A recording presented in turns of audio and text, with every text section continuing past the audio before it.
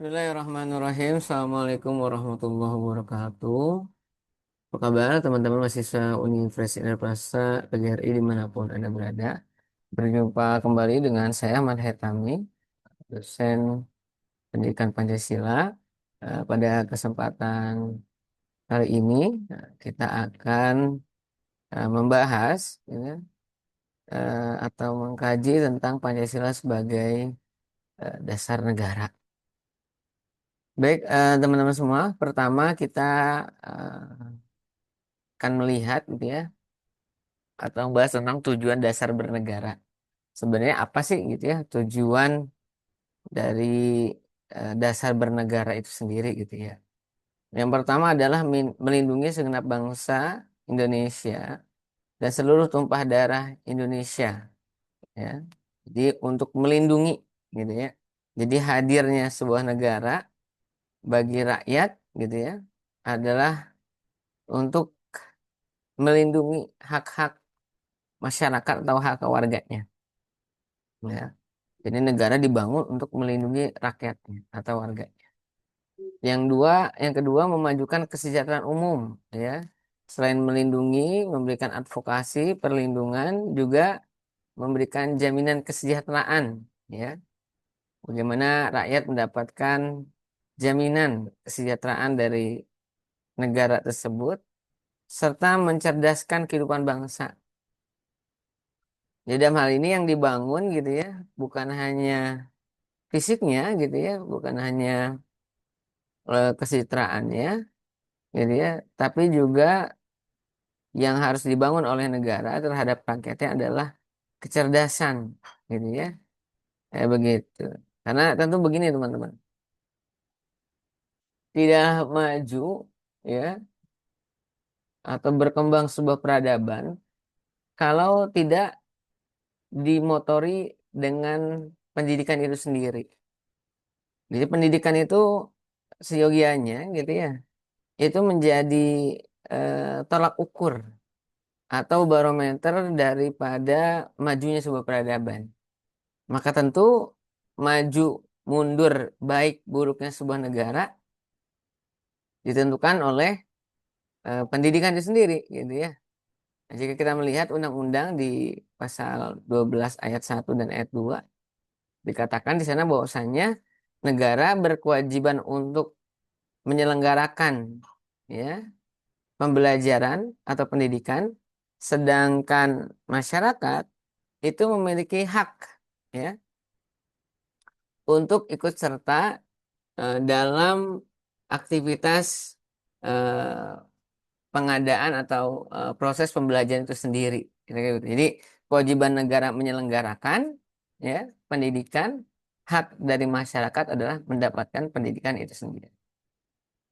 Lalu yang berikutnya ikut melaksanakan ketertiban dunia ya yang berdasarkan kemerdekaan, perdamaian abadi serta keadilan sosial. Ya, jadi teman-teman setelah ya tujuan negara secara internal dapat dirasakan gitu ya oleh masyarakatnya baik perlindungan, kesejahteraan, kecerdasan gitu ya. Maka negara juga hadir gitu ya untuk melaksanakan ketertiban dunia gitu ya, menjunjung tinggi perdamaian. Jadi negara tuh nggak nafsi-nafsi gitu, nggak hidup berdiri sendiri gitu ya. Tapi dia seyogianya masyarakat yang bertetangga. Maka begitu pun dengan negara. Nah, ya, negara satu dengan negara yang lain ya bertetangga harus harmonis ya, membangun hubungan bilateral yang bagus, membangun hubungan kerjasama yang baik, bahkan ya ikut serta dalam menegakkan keadilan sosial ya. Jadi ketika ada negara yang mendapatkan apa ya eh, perlakuan yang tidak menyenangkan, tidak baik, intimidasi, apalagi genosida, seperti apa yang terjadi di Palestina, maka Indonesia tidak bisa berpangku tangan. Indonesia harus hadir gitu ya, untuk menyelesaikan permasalahan yang ada di Palestina. Terlebih Palestina juga memiliki irisan yang kuat dengan kita, punya catatan historis yang cukup kuat dengan kita, maka kita sebagai sebuah negara yang dulunya juga pernah dijajah, ya, juga harus hadir gitu ya, untuk memberikan bantuan sebagai bentuk perhatian, ya, bentuk empati kita gitu ya sebagai negara kepada negara yang lainnya.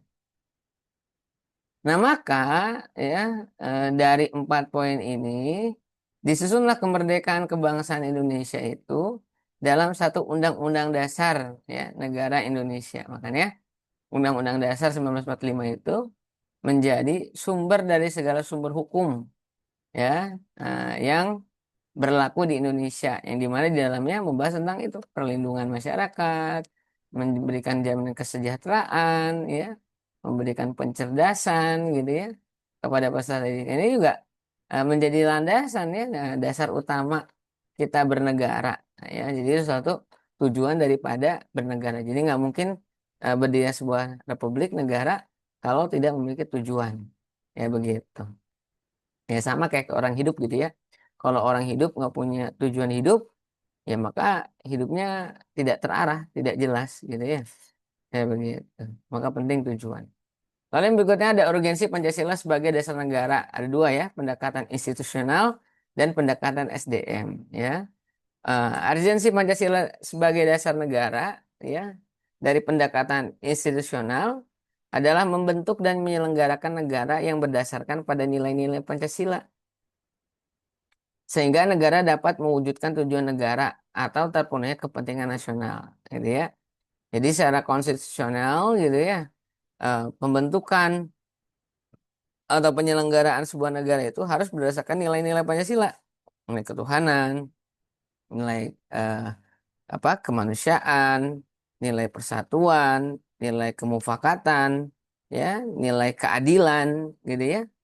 Nah, nilai-nilai inilah yang membingkai gitu ya, atau nilai-nilai inilah yang menjadi kerangka gitu ya dari sebuah negara, wabil khusus negara Indonesia.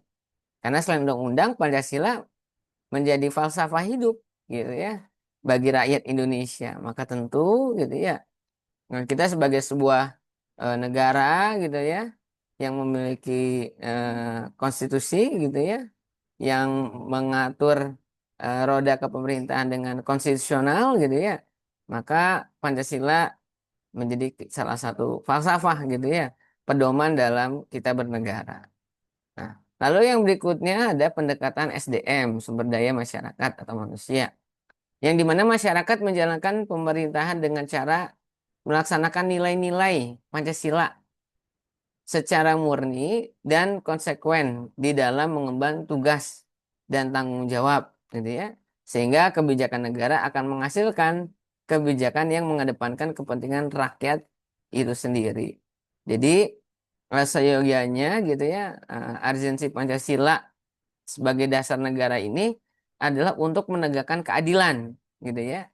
Jadi artinya aturan dibuat bukan untuk melindungi yang kuat dan menjajah yang lemah, enggak, gitu.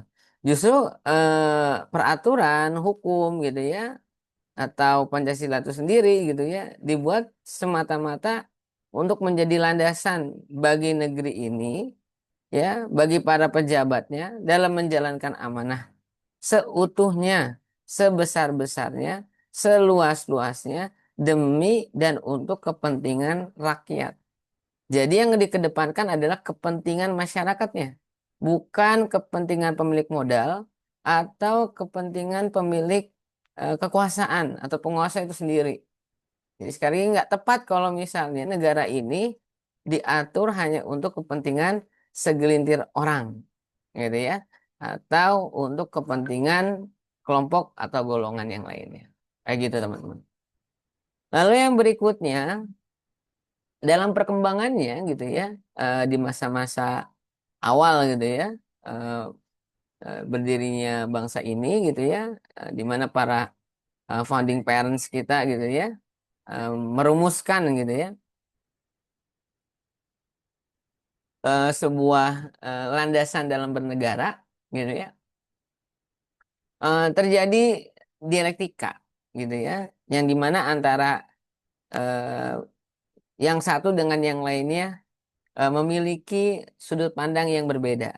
Nah, namun kalau kita lihat secara lebih jauh gitu ya, justru di antara poin-poin ya yang dirumuskan oleh para pendiri bangsa kita terdapat beberapa kesamaan gitu ya. Nah, coba kita lihat satu persatu ya. Menurut Mister Muhammad Yamin, ya ada 5 poin gitu ya yang menjadi landasan dalam bernegara. Yang pertama perikebangsaan, perikemanusiaan, periketuhanan, perikerakyatan, serta kesejahteraan sosial. Jadi ya, yang berikutnya menurut Supomo gitu ya, yaitu ada persatuan, ada kekeluargaan, keseimbangan lahir dan batin, musyawarah, serta keadilan rakyat. Nah, lalu yang ketiga, menurut Soekarno, ada kebangsaan Indonesia, internasionalisme atau perikemanusiaan, kemufakatan atau demokrasi, kesejahteraan sosial, serta ketuhanan yang berkeadilan. Jadi kalau kita lihat gitu ya, dari 3 pemikiran di bangsa kita, ada persamaan gitu ya, entah nilai kemanusiaan, nilai keadilan, nilai ketuhanan, nilai kerakyatan, ya, yang pada akhirnya setelah diproklamirkan gitu ya, Indonesia sebagai negara yang merdeka pada tanggal 17 Agustus 1945 gitu ya, akannya gitu ya, atau negara ya pada tanggal 18 Agustus 1945. Jadi ya, maka keluarlah yang nantinya itu jika kita lihat apa runtutan berdirinya atau terbentuknya aturan ini kan diawali adanya BPUPKI gitu ya, di mana BPUPKI nanti berubah menjadi PPKI gitu ya, yang di dalamnya terdapat piagam Jakarta, lalu berubah menjadi Pancasila. Di mana Pancasila sendiri terdapat dalam tubuh Undang-Undang Dasar 1945 ya. Dalam preambul UUD 1945 di alinea yang keempat. Nah, itu rumusan ya penetapan Pancasila sebagai dasar negara. Karena tentu begini teman-teman, ada 4 syarat gitu ya yang harus dimiliki atau harus ada dalam sebuah negara gitu ya. Yang pertama eh, wilayah gitu ya. Yang kedua aturan, yang ketiga kepemimpinan, dan yang keempat adalah masyarakat gitu. Maka dengan adanya 4 komponen ini, maka bisa gitu ya mendirikan sebuah negara atau bangsa. Ya begitu. Dan salah satunya poin di sini Pancasila sebagai dasar negara itu menjadi bagian ya satu dari keempat prasyarat pembentukan sebuah negara. Ya begitu. Dan terbayang ya, kalau misalnya sebuah negara diatur atau tidak ada aturan, maka tentu bisa jadi manusia akan menggunakan hukum rimba gitu ya dalam menjalankan roda gitu ya uh, kenegaraannya. Nah, yang berikutnya Pancasila sebagai dasar sumber yuridis, historis, sosiologis, dan politis tentang negara. Pertama, ya, secara yuridis gitu ya, sumber dari Pancasila itu pembukaan Undang-Undang Dasar ya Negara Republik Indonesia tahun 1945, ketetapan MPR nomor 18 gitu ya tahun 98, dan Undang-Undang nomor 12 tahun 2011 secara hukum ya, secara yuridis. Jadi Pancasila sebagai dasar negara itu ada di dalam Undang-Undang, TAP MPR gitu ya, dan Undang-Undang nomor 12 turunannya. Lalu yang kedua secara historis gitu ya, kita tahu di pertemuan yang lalu juga pernah kita bahas gitu ya bahwasanya merdekanya Indonesia tidak lepas dari adanya apa ya tawaran gitu ya atau janji yang diberikan oleh Kaisar Jepang, sehingga ya, didirikanlah BPUPKI Badan Pendidik Usaha Persiapan Kemerdekaan Indonesia, lalu dibubarkan dan dibentuk PPKI Panitia Persiapan Kemerdekaan Indonesia.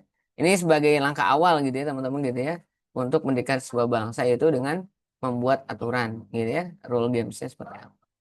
Lalu yang ketiga sosiologis, yaitu pokok-pokok moralitas dan haluan kebangsaan negara menurut alam. Jadi artinya secara sosiologis gitu ya, secara kemasyarakatan gitu ya, bahwasanya nilai-nilai moral ya, nilai-nilai etis gitu ya, itu menjadi landasan dari berdirinya bangsa ini ya. Karena tentu tanpa adanya moral gitu ya, tanpa adanya etika gitu ya, negara tidak bisa berdiri begitu saja gitu ya. Nah, bisa jadi nanti orangnya atau masyarakatnya berperilaku sebagaimana binatang karena tidak ada aturan moralitas ya dalam membangun sebuah bangsa. Orang bisa gontok-gontokan gitu ya dan sebagainya.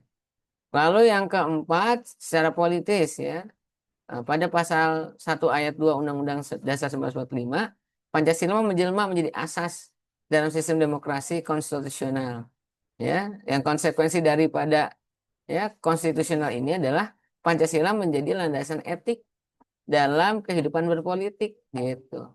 Jadi Pancasila itu sebagai falsafah atau landasan dalam berpolitik gitu ya. Bukan politik yang akal-akalan gitu ya. Bukan politik yang senantiasa mengedepan kelompok dan golongan gitu ya. Tapi politik di sini adalah politik yang mengedepankan kepentingan rakyat. Ya begitu. Karena kan sejatinya gini, adanya partai politik itu cuma di sarana aja. Kan partai politik kan dibentuk untuk merebut kekuasaan gitu ya. Nah, pertanyaan berikutnya, lalu bagaimana kekuasaan yang sudah diperoleh, gitu ya? Apakah ya ketika kekuasaan ini diperoleh oleh satu atau beberapa kelompok partai, lalu kelompok partai ini ya memperjuangkan kepentingan rakyat atau hanya untuk mementingkan kepentingan kelompok atau golongan ini aja, kan kira-kira gitu. Nah, maka daripada itu, ketika sebuah lembaga atau partai politik sudah berada pada puncaknya gitu ya yaitu menjadi pemimpin ya motor penggerak bagi negara maka tugas dia adalah mensejahterakan rakyat seluruh Indonesia baik yang memilih maupun yang tidak memilih bukan hanya mementingkan kepentingan pribadi kelompok maupun golongannya saja. Dia. Nah, lalu ada dinamika Pancasila sebagai dasar negara ya. Nanti kita lihat ya, ada Orde Lama, Orde Baru dan Orde Reformasi gitu ya. Tentu setiap masa memiliki dinamikanya masing-masing gitu ya. Katakanlah ketika di zaman Orde Lama, di zaman Bung Karno gitu ya, pada masa pemerintah pasca kemerdekaan ya, ada namanya demokrasi liberal ya. Demokrasi yang diberikan kebebasan bebas-bebasnya kepada rakyat gitu ya. Nah, lalu dirubah menjadi demokrasi terpimpin, ya. Jadi ditarik yang tadinya, ya, apa ya, sebuah aturan atau sistem itu diberikan seutuhnya kepada rakyat, nah, lalu berubah menjadi sebuah aturan yang endingnya, gitu ya, itu ada di kepala negara atau presiden, ya, disebut dengan demokrasi terpimpin. Nah, untuk merawat ya merajut apa namanya perbedaan gitu ya di zaman awal-awal kan di awal-awal kemerdekaan itu kan banyak ya corak gitu ya kelompok yang menginginkan Indonesia itu diatur dengan cara yang seperti apa. Ada yang alirannya nasionalis, ada yang agama, ada yang komunis. Katakanlah misalnya contoh-contohnya misalnya golongan nasionalis ya dilambangkan oleh Bung Karno ya aliran agama ya atau religius gitu ya itu digambarkan oleh Kartosuwiryo lalu komunis ya itu digambarkan oleh Semaun gitu ya dan sebagainya. Nah ini untuk merajut merawat perbedaan ini maka Bung Karno mendirikan gitu ya atau membuat ideologi Nasakom ya nasionalis ya agamis dan komunis ya begitu. Nah, lalu yang berikutnya di Orde Lama juga ya menurut apa TAP MPRS mengangkat Soekarno sebagai presiden seumur hidup gitu. Yang pada akhirnya ini ditentang gitu ya oleh masyarakat. Karena apa? Karena tidak mencerminkan sebuah negara yang demokratis kan. Kalau negara yang demokratis kan dia harus melaksanakan pergantian kepemimpinan secara berkala gitu ya. Tapi kalau seumur hidup mah bukan bukan apa namanya bukan negara tapi kerajaan gitu ya monarki. Nah, monarki ya seumur hidup gitu. Absolut dari bapak turun ke anak dan seterusnya. Lalu yang terakhir, Presiden Soekarno membubarkan DPR ya, eh, hasil pemilu 1955. Nah, itu Orde Lama ya. Nah, setelah tumbangnya Orde Lama ya, salah satu poin ya mengapa Orde Lama itu tumbang ya karena ada peristiwa gelap gitu ya tentang Gestapo G30 SPKI gitu ya. Yang akhirnya salah satunya ya tampuk kepemimpinan dari Bung Karno diserahkan kepada Pak Harto. Gitu. Nah, di zaman Orde Baru, di zaman Pak Harto, Pancasila diamalkan dalam 4P, ya, pedoman, penghayatan, pengamalan Pancasila. Jadi Pancasila itu bukan semata-mata nilai-nilai yang harus dihafal ya, tapi juga harus dihayati dan harus diamalkan. Gitu. Lalu diperbolehkannya membentuk sebuah lembaga atau organisasi dengan syarat berlandaskan Pancasila. Jadi nggak apa-apa di atas negara Indonesia gitu ya, didirikan sebuah organisasi gitu. Apapun itu, baik organisasi keagamaan atau organisasi kemasyarakatan gitu ya. Yang penting poin intinya adalah gitu ya, semua lembaga atau organisasi ini itu berlandaskan pada Pancasila dan Undang-Undang Dasar 1945. Lalu yang ketiga adanya larangan mengkritik yang dapat menjatuhkan marwah ya presiden gitu ya. Jadi di zaman Orde Baru mah lebih otoriter gitu ya. Nggak boleh ada orang yang mengkritik presiden gitu ya. Apalagi sampai menjatuhkan marwah presiden. Nggak boleh kayak begitu ya. Nah, jadi nggak boleh kritik, nggak boleh demo dan sebagainya gitu ya. Lalu yang terakhir menggunakan militer sebagai alat politik gitu ya. Nah, jadi ini salah satu peran yang dilakukan oleh Pak Harto dan kita juga tahu ya background Pak Harto itu adalah orang militer juga gitu ya dan Pak Harto menggunakan militer sebagai alat politiknya. Nah, lalu yang berikutnya di zaman masa reformasi sampai zaman demokrasi hari ini, setelah lengsernya Pak Harto dilanjut oleh Pak Habibie, ya pemilu di tahun 1999. Lalu ada pembebasan tahanan politik gitu ya. Jadi zaman Pak Habibie tapol-tapol ya tahanan politik itu dibebaskan ya. Lalu lepasnya Timor Leste dari Indonesia ya serta bermunculan gerakan-gerakan separatis. Nah, setelah Pak Habibie turun digantikan oleh eh, Abdurrahman Wahid atau Gus Dur gitu ya. Yang dimana Gus Dur membuat beberapa gebrakan salah satunya adalah membubarkan Departemen Penerangan dan Departemen Sosial karena dianggap Departemen Penerangan salah satu departemen yang eh, tidak apa ya, bukan tidak efektif ya, justru malah membatasi gitu ya, nah, membatasi pers gitu ya, TV, media, semua eh, dipantau ya.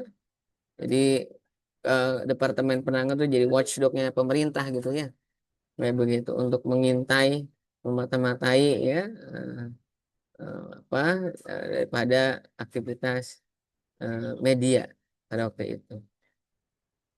Lalu adanya pengakuan Imlek ya, Imlek boleh dilaksanakan di zaman Gus Dur gitu ya, makanya Gus Dur disebut dengan Bapak Pluralism gitu ya, karena beliau yang mengizinkan dan membolehkan Imlek dirayakan. Lalu yang berikutnya ada pencabutan larangan PKI. Nah, adapun pencabutan larangan PKI karena di zaman Pak Harto kan semua orang yang terafiliasi dengan PKI itu kan harus di bumi hanguskan, artinya yang nggak boleh kasih ruang seluas-luasnya untuk mereka. Tapi di zaman Gus Dur pencabutan larangan PKI ini menjadi sebuah gebrakan yang dimana karena tidak semua orang PKI itu pelaku ya. Nah, bisa jadi pelakunya adalah apakah orang tuanya atau kakeknya gitu ya. Yang dimana spirit daripada pencabutan larangan PKI ini adalah bagian daripada rekonsiliasi gitu ya. Kayak begitu. Nah, lalu yang berikutnya di zaman Megawati gitu ya, membangun tatanan politik yang baru, yaitu dengan menyelenggarakan pemilu secara berkala 5 tahun sekali gitu ya. Makanya kemarin Bu Mega menjadi salah satu tokoh sentral yang menolak adanya 3 periode gitu ya, ketika zamannya Pak Jokowi ya, Jokowi sempat ada santer-santer hawar-hawar mau 3 periode gitu ya, apalagi digagas oleh siapa itu namanya? Salah satu pejabatnya lah ya, yang sekarang menjabat gitu ya. Itu dengan mengadakan atau menginisiasi adanya 3 periode gitu. Padahal pada kepemimpinan tuh maksimal hanya 2 tahun. Begitu. Lalu membentuk KPK, Komisi Pemberantasan Korupsi pada 2002. Nah, KPK itu dibentuk di zaman Bu Mega, teman-teman. Begitu. Ya terlepas hari ini KPK berfungsi atau enggak ya, itu sih perkara lain ya, begitu. Nah, cuman kita bisa lihat ya bagaimana kinerja KPK hari ini di mata publik, gitu ya. Lalu yang berikutnya di zaman Pak SBY, ya Bapak Susilo Bambang Yudhoyono, gitu ya, di mana Pak SBY menggunakan kekuasaan politik untuk melindungi kemerdekaan beragama, ya. Nah, lalu tidak mengusut tuntas ya berbagai kejahatan HAM, ya, termasuk peristiwa Munir, gitu. Pun begitu juga di zaman Joko Widodo, gitu ya. Nah, ya di mana salah satu gebrakannya adalah adanya pembangunan infrastruktur. Tinggalkan PR-nya infrastruktur yang hari ini ada gitu ya, apakah dapat dirasakan kemanfaatannya oleh masyarakat banyak gitu ya, atau justru tidak banyak yang dirasakan oleh masyarakat. Itu kan otokritik ya, untuk pembangunan bagus di mana-mana gitu ya, dengan konsep Indonesia sentris gitu ya. Jadi kemajuan dari Indonesia itu bukan hanya dinilai oleh Jakarta ya, tapi juga daerah-daerah yang lain ya. Makanya dibentuklah IKN gitu ya, Ibu Kota Nusantara gitu ya. Nah, spiritnya bagus gitu ya, eh, untuk mendirikan konsep Indonesia sentris gitu. Tapi yang praktek lapangannya apakah sudah efektif ya, atau justru malah buang-buang anggaran kan begitu. Nah, itu jadi PR tersendiri. Lalu adanya proyek strategis nasional gitu ya, bikin waduk, bendungan dan sebagainya gitu ya. Nah, lebih kepada pembangunan lah gitu ya, zaman juga banyak-banyak pembangunan lah kira-kira gitu. Ya, terlepas tadi ya, apakah ada manfaatnya atau enggak, kalau alam ya gitu ya. Seberapa presentasi kemanfaatannya ya bisa diukur ya begitu. Lalu yang berikutnya terakhir yang sekarang di zaman Pak Prabowo gitu ya, Prabowo Subianto. Ya, apa yang digaung-gaungkan oleh Pak Prabowo? Satu, ketahanan pangan.